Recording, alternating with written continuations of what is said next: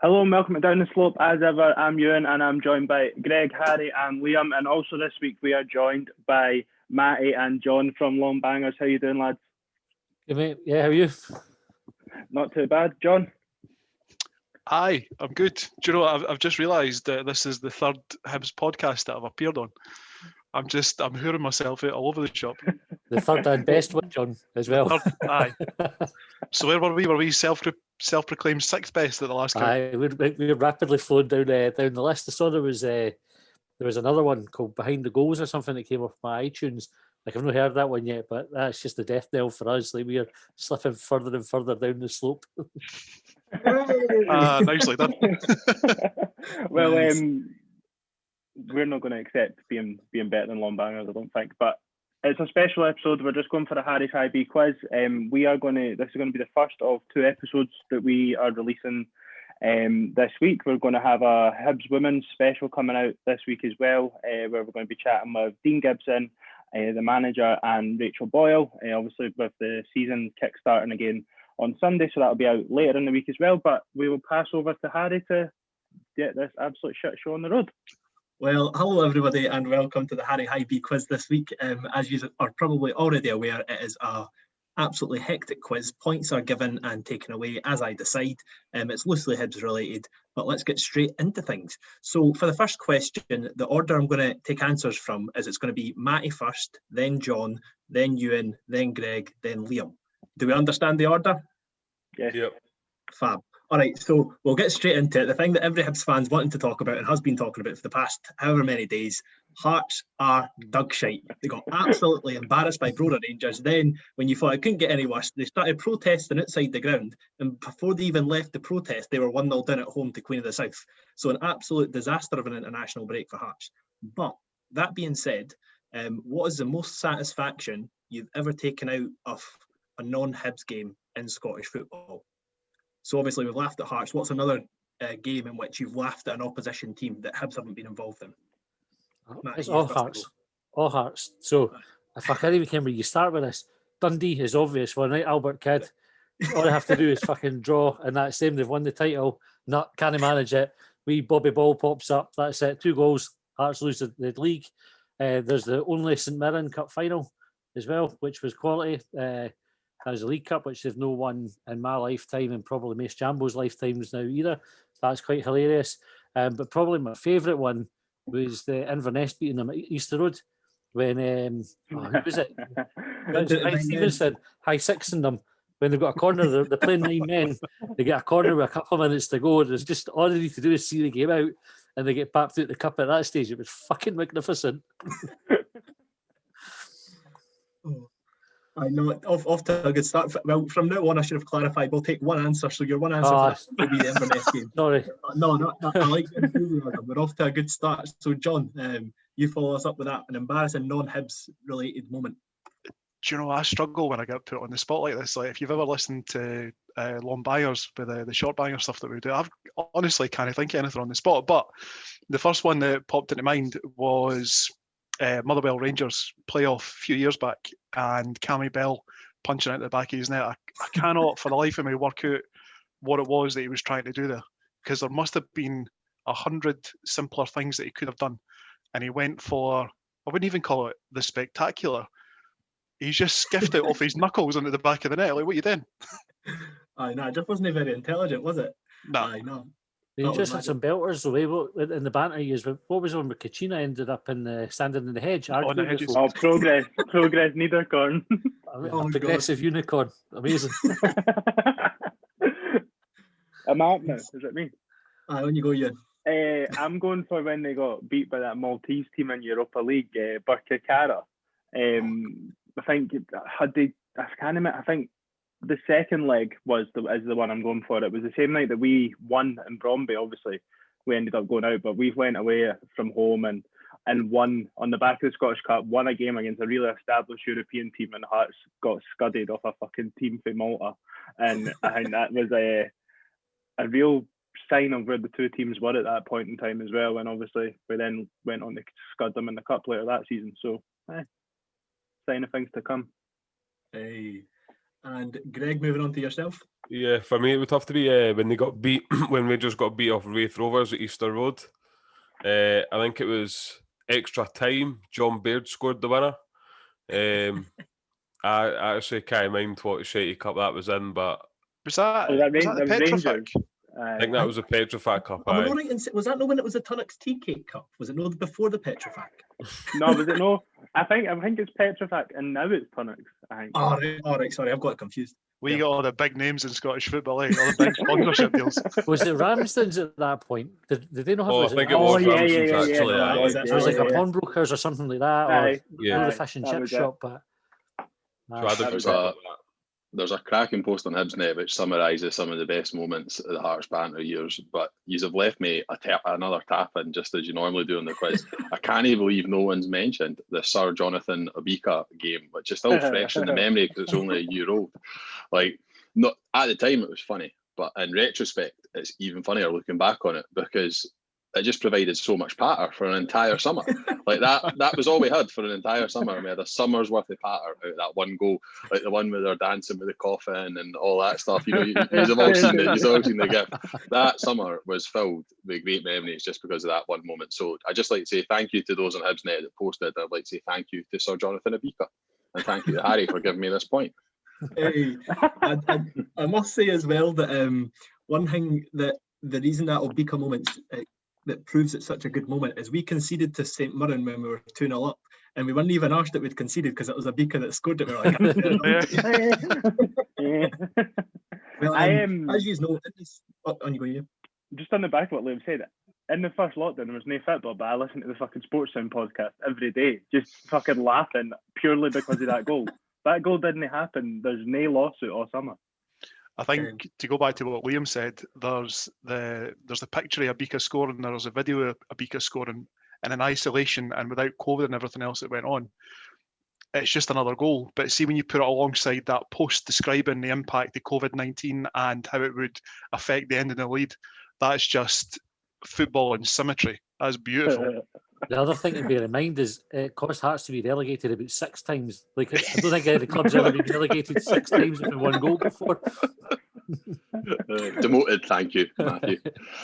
Why is there always an answer? And no matter what, if it was just me and Greg or me, Greg and Liam, and obviously the night, at some point we always end up bigging up one person's answers as to just be like, aye, on you go, have it.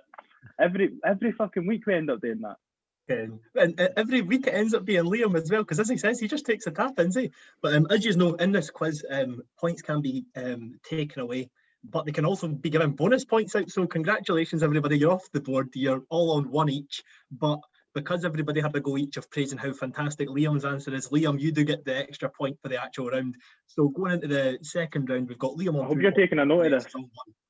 I hope you're taking a note of this because you normally can't keep up with it 2 or 3. By the way, oh no, I'm not remembering that.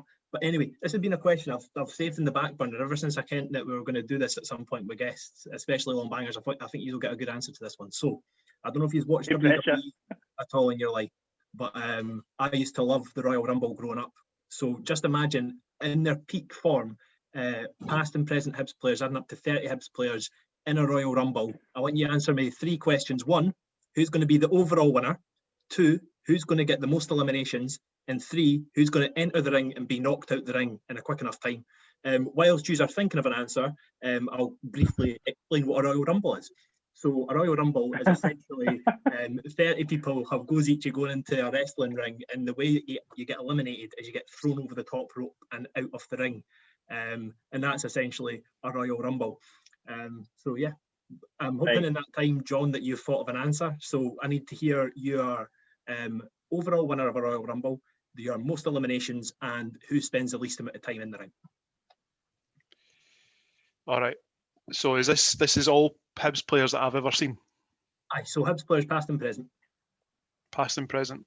So I think the quickest out, and this might be really, really harsh, But the quickest out, I think, is going to be Paul Loveren, who is, I want to say, a right or left back, Matty. You'll remember him. Left back. Left back.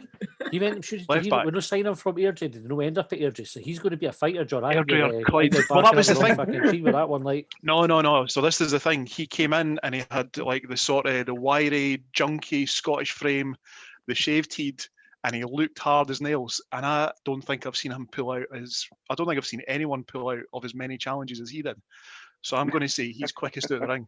Just launches himself out the ring. I don't even think he'd make the ring. He'd probably just look at it and go, nah, fuck that. I'm going to say the most eliminations. Do you know, see, just because of his arse and because of Rikishi, WWE fame, I'm going to say John McGinn. I think he's going to put loads and loads of people out because of his arse. And the overall winner, because he's the hardest bastard alive, is Darren McGregor. That's a solid 3. That's a solid 3. So is it coming to me now, aye? Are we going then to you. Right. So for my first in and out, Phil Airy, because he was in and out and never to be seen again, played about 5 minutes at Kelly away and got injured and fucked off back to Newcastle. Most eliminations, I'm going, so I quite like WWE. So until recently, Kane had the most ever eliminations. So I'm going with Gogic because he's got the look of Kane about him. See him just fucking kicking, just Kmart roofing cunts to the face, just straight out there. And then the overall winner, I mean, Darren McGregor would have been the obvious one, no offense, John, but that's so I'm going to go for Rob Jones because he's going to have a bit of the big show about him. Everyone's like, they'll be able to just get him out. He's too big. Like, nobody will be able to get him over the rope. He's not exactly the great Kelly, is he? Like, I mean, I know where you're coming from with the height, but you just took that personal because I had to go. I did. we do like animosity towards the other contestants on this quiz, so feel free to take digs at anybody else at any time. But Greg, I never get to do this on our one. John, you're a prick.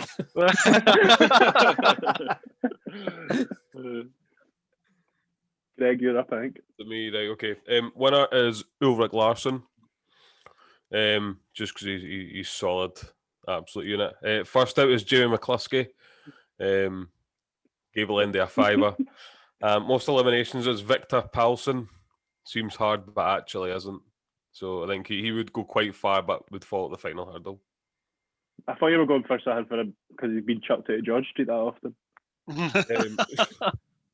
Well. And Liam, we're coming to you.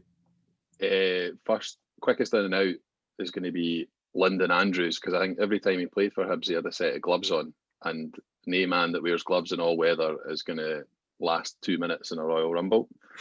Most eliminations, I'm going to go with Christian Deutsch because I think he wins his duels more often than not, and I've seen him ragdoll a few defenders of recent. And the last one is another tap-in that he's a left mid with the winner. It's definitely going to be Grant Holt. I mean, the guy is a semi-professional wrestler. So, you know, if that's not criteria for him to win a Royal Rumble, and you know, given some of his moves and his muscles, we've seen a bit of that. So I'm going to go with Grant Holt, comfortable winner. Right, is it me then? It is indeed, Matty. Take us away. I figured that out myself. We're off to a good start. Right, most eliminations, I'm going for John Burridge because he was a fucking psychopath anyway. Like, I think he would just be tanning boys all day long.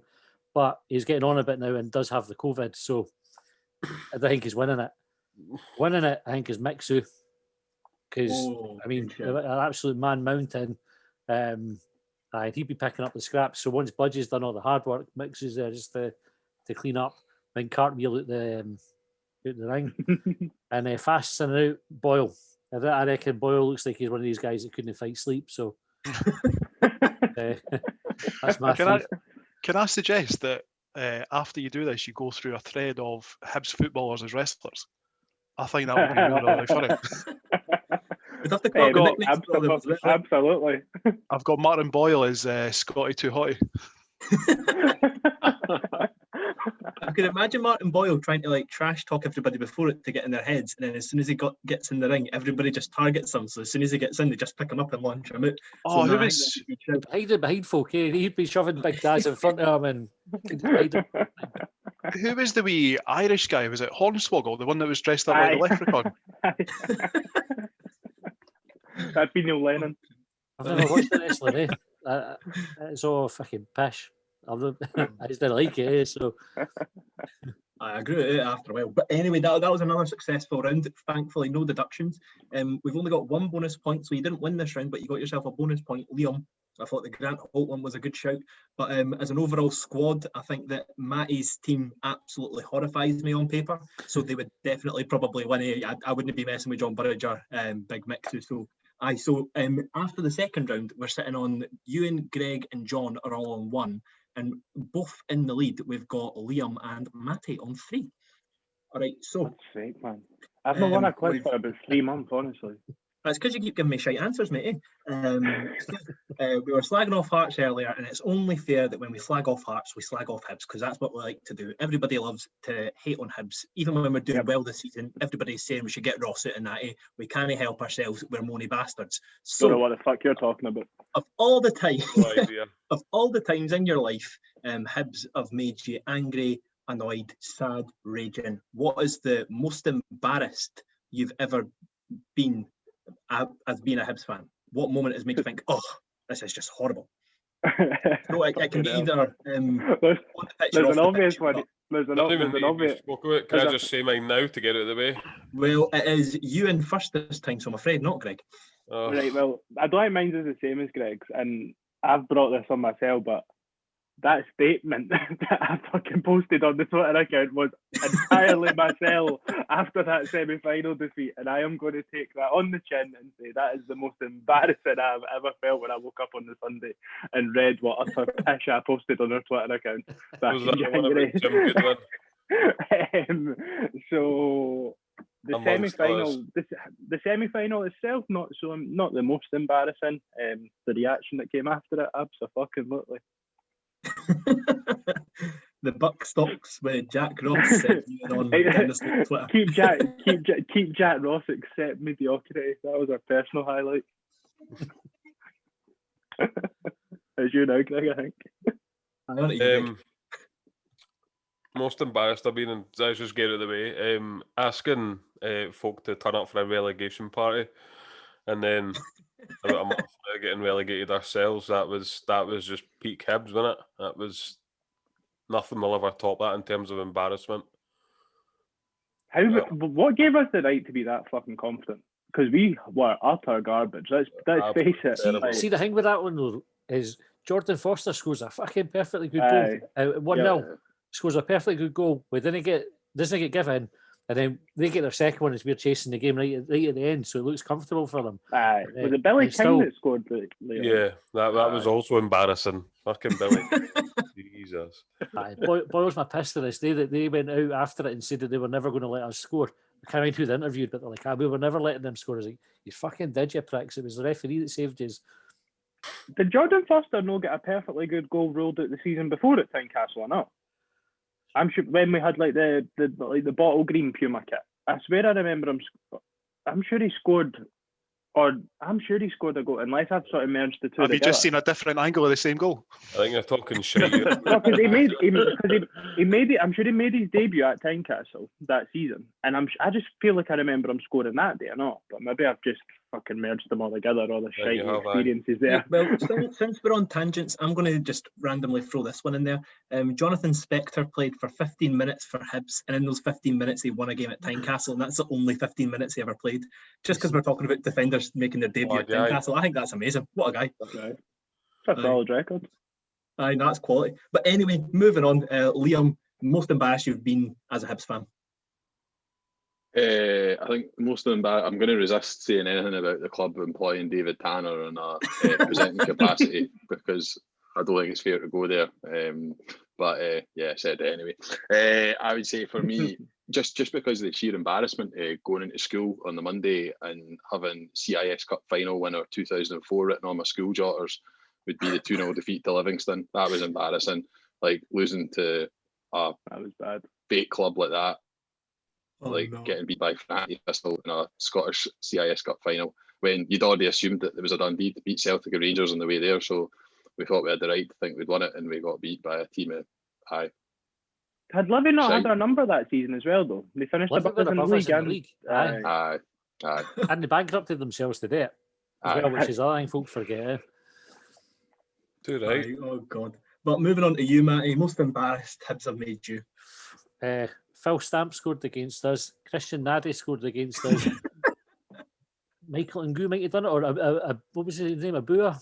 David Abua Abua scored Abua. against us. Aye, no, he did. Aye. Don't forget Gary Glenn. Gary Glenn.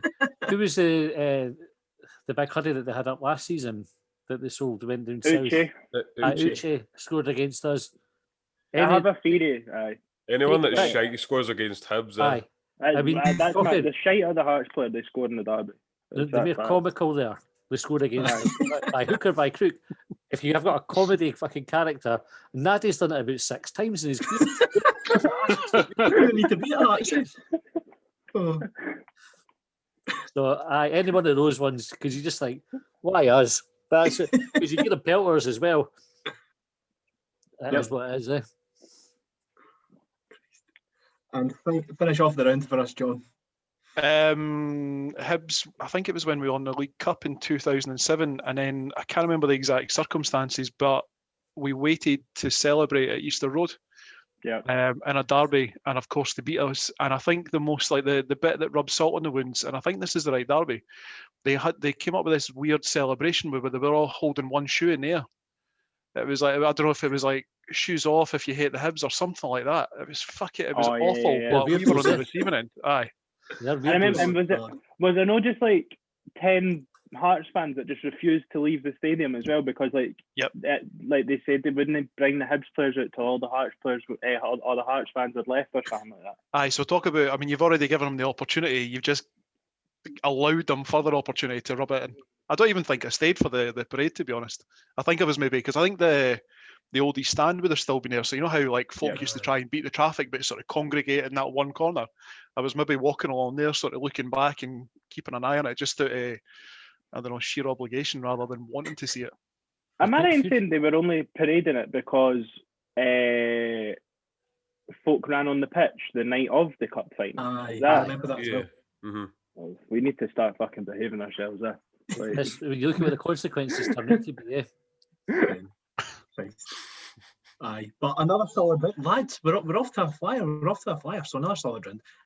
But that time, I think just because the answer resonates with me the most, Greg, you're going to get the point for that round because that was a proper dull one, eh? When we built ourselves up. Shite. Like why set yourself up for so much of a fall? Like Ken, and I was going in school all week slagging off every jambo I could find. There was a teacher that I was slagging off relentlessly, and he wouldn't let me forget it for the rest of my time at high school. And I had like another 4 years to go after that. It was horrible.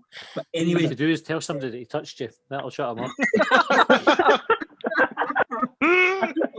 You've only leave me alone. Right, Matty, you're in the book for that one. Oh my days.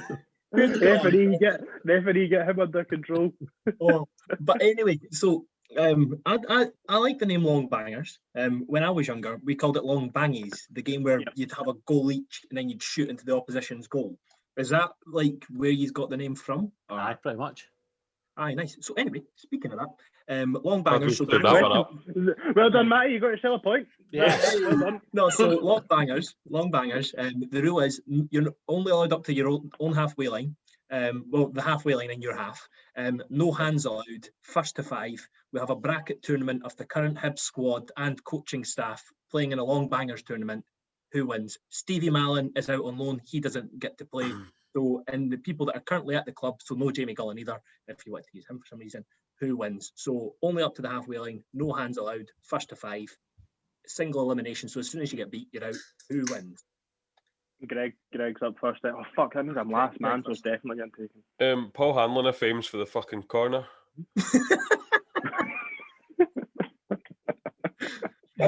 Just Absolutely ridiculous. Yeah, just to go on a tangent, right? So me and Greg went a walk up the Pentlands on Saturday, seeing as Hibs were playing, and I swear we spent about an hour in a walk arguing about Paul Hanlon. Mm-hmm. Me saying how he's the best, probably the best Scottish defender in the country, and Greg saying how he's just shite.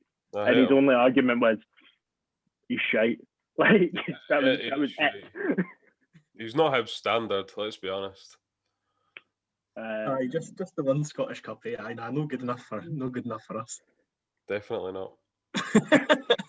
All right, so Paul Hanlon, if he's aiming at the corner flag, Liam.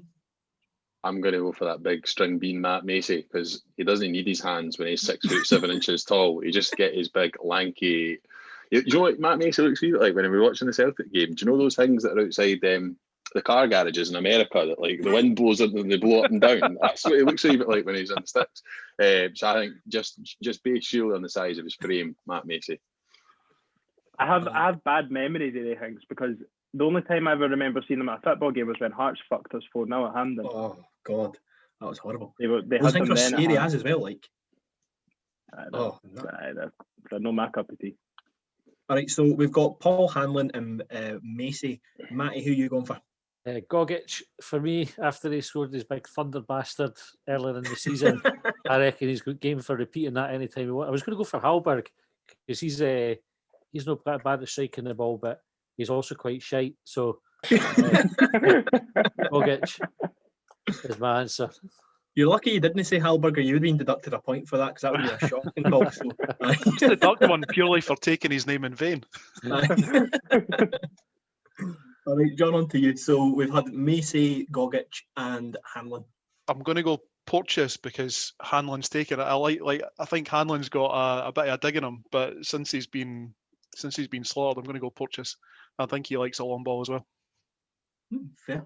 See, when I was growing up, my dream, and it was kind of like a inside thing with me and all my mates. Our dream was to one time score a header in Longbangers, because I just think around the world it's never been done before. But to score an intentional without anybody letting it in, header from your own half in Longbangers would literally be a life achievement for me. I just want to throw that out there. But you're going to need a Van Persie style diving either way. Like, the planets are going to have to align. Everything's going to have to be right. No, it would take a miracle for it to happen, but it'd be some achievement. Like, but anyway, go for a Zlatan overhead kick like he did against England, because he wasn't far away from the halfway line when he done that. Aye, that was good. That. So it certainly isn't off here, Marciano, because like fuck off, like he can't keep the ball in the park. I actually think I can, you know. I'm going to go for Joe Newell, because he'll just pass it into the net, because that's all he fucking tries to do, instead of just putting his laces through it. So I'm sure he'll be able to pass it. Like, just fucking hit the thing, man. But in this game, I think just pass it into the back of the net, just like a easy, no stress, and then he just flicks the hair back onto the next one. No bother. I find it interesting that 5 fans that we've not got a single person say that they'd go for a striker. Tells you everything you need to know. Everything you need to know. If Deutsch could sclaff it for halfway line, he'd be laughing. Got a couple of deflections on the way. Can I make a side point? I'm not sure Martin Boyle can reach the goal line for inside his own half. I just didn't get the impression he can hit it that hard. You know, like his volley against Livingston. Now, fair enough, that was just the edge of the box, but if he was getting that connection on it for halfway, that's a goal all day long, even with a keeper. That's a goal. But then it's still rising if it didn't hit the net. So that's hitting off our seat or something if he's shooting down there. Put top spin on it or something. Physics.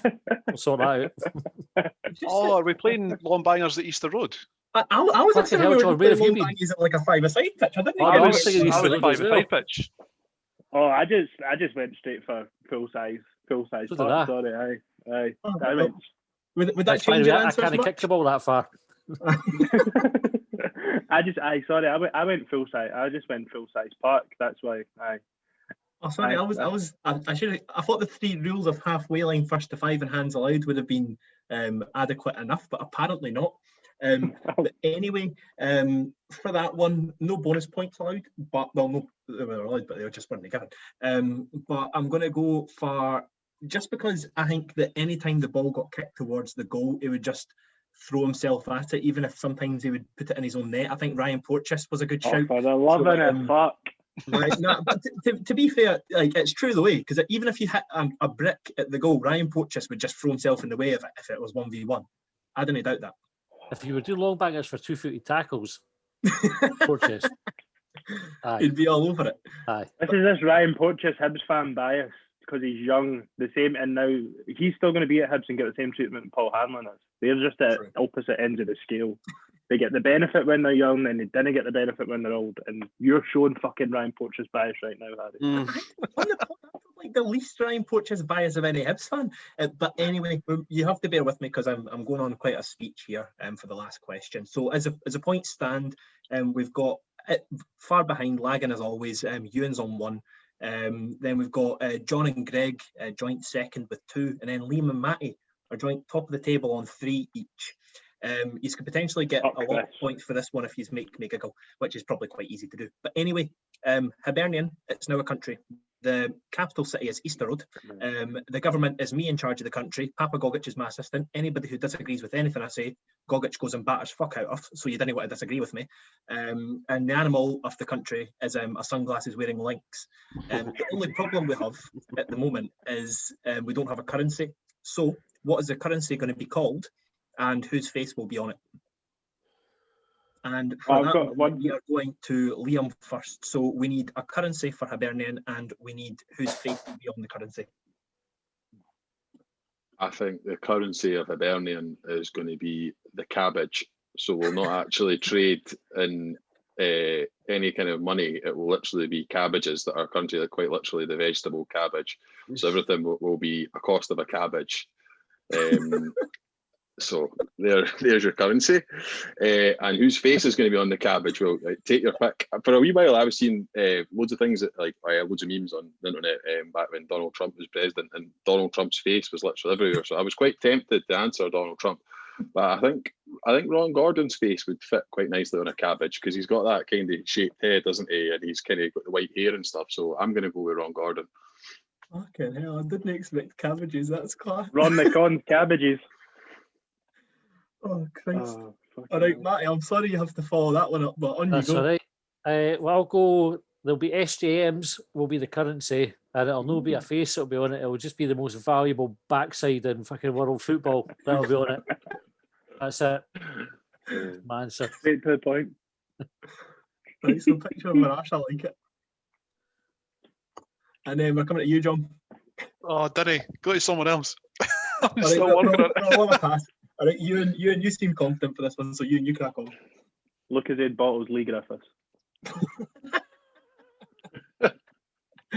Oh God, I like it.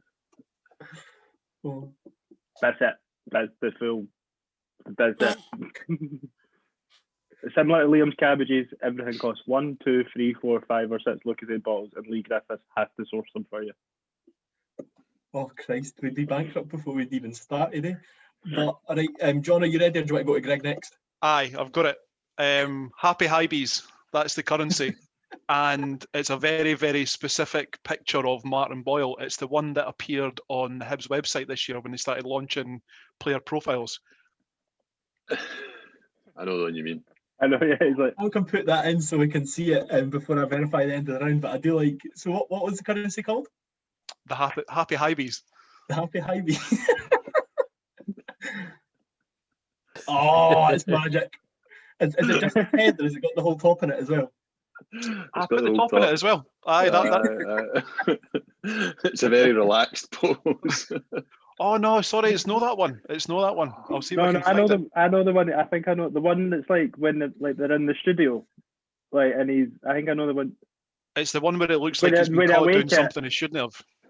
I don't know if you can see it. I don't know if that one. That's the one. Like he's like standing. I'll get on the camera, and he's like. Aye. Oh Christ. All right, so Greg, finish us off. It'll be Hibernian Franks with a picture of Frank Soze. Oh, clever. I don't HSL. I'm calling that one out. HSL already. Did they Franks like as a reward thing? Complex interest. As a plot twist for the round, I will allow you the platform to slag off other people's suggestions or improve them, and that could. Greg's a fraud, so that's that. What? Plagiarism. Greg's point off for plagiarism. Doing can't spend my night looking at what HSL are doing before I come on this podcast. Like, Liam's he's only saying plagiarism because he's fucking shite. Liam's will not last. You can't save cabbages. They'll fucking go off. I don't care. They eat cabbage, but it'll go out of date or something. It'll go all mouldy and that. So didn't want cabbages. Can't really say anything about John McGinn's arse, unfortunately. And so just fuck they two. I think with the cabbages, you could just spray them with that stuff that they put, like in fruit bowls, fake fruit and fruit bowls. Just spray them and stuff, and they'd be preserved for years. Is that no a counterfeit, Ron the Con cabbage? Well, Liam, you don't need to explain yourself. Well, because in bottles, that's terrible for the environment. Correct. That's a good point. Thanks for putting that out. You got deducted a point for that one. Aye. How have I become the fucking whipping boy of this show? It's my fucking idea. I totally sympathise you, and I get it on Longbangers as well. Aye. All right, sympathy with Ewan. You get deducted a point as well, so Ewan, you're getting joined on one. Matty, I like the concept of SGMs. I feel that meatballs could have been thrown in there somewhere. Meatballs are bangers. In hindsight, I should have fucking come up with something better, but I think if you were given time, you could have pieced it together. So I'm afraid I'm going to have to deduct you a point for that as well. Right. So you're sitting on 3. And then Greg, you're getting a point, but your point's not enough to capture Liam, who got the point for that round, because even though he started, I think he hit off there with quite an excellent one. Cabbages definitely made me laugh the most. So we've got our final countings in. Do we want to go? We'll go from bottom to top. So in our first ever Longbangers and Down the Slope collaboration, obviously we've joined you on Quick Bang, but in our full podcast, just the 2 teams. So in joint bottom place, we've got John. Mate, I scored 0 on 1. No, you just took a point off. You just took a point off me for Lee Griffiths, you said. You had 2 points for that, mate. No, never. I told you. All right. Well, Ewan, thank you for your honesty. You came up for your honesty, Ewan. We'll give you a point, so you can be joint last week. There you go. Hold on. I was doing all right there. I can take that point. All right. You know what, Ewan? We like our guests better than we like you. Ewan, you're back to 0. John, congratulations. You finished 4th. Well done. And then moving up the chain, we've got Matty, who done well, but he didn't include meatballs, and that was his downfall in the end. So you're sitting there on 3 points, which is quite a good going for a Hibee quiz. We've had some people debut on -3 points, which I think was Greg's debut. And then what you got, Greg? Speaking of you finished 2nd on 4 points. So our winner today is Liam with a whopping 5 points. It means he's won his first 3 in a row.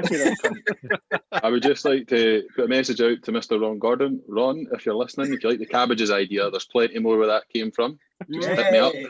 You can get me on the Twitter, you can get me on the face page, and that's about it.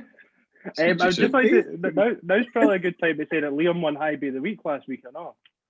Oh my God, he's just on fire, that boy. Cooking the gas. You just can't believe that someone's come in with a wee bit of ability, like myself, and he's now been left lagging miles behind. Up your game, son. I'm just here to talk football. I'm not here for patter. I'm just here to talk football. This isn't my game. I think that we thoroughly enjoyed it. Matty or John, would you like to talk a bit about Longbangers and what you guys do, just in case the listeners haven't listened to you yet? Well, we wouldn't recommend us. That's the first thing. John, how would we normally describe ourselves as 2 or sometimes 3 idiots trying to fucking talk about football, and then generally going on to things like sexual and drug-related misadventures. Aye, uninformed, ill-informed, misinformed. Aye, never knowingly understood. Yeah, like John Lewis, but slightly different. I honestly like it. I always think of it as Matty's podcast, and I just hang about and haven't gone away or been told to fuck off yet. So that's how I think it as well.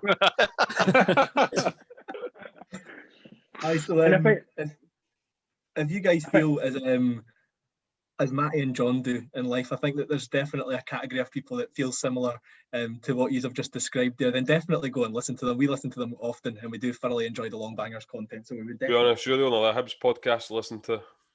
Thanks very much. Fucking hell. There we go. I will not be silenced.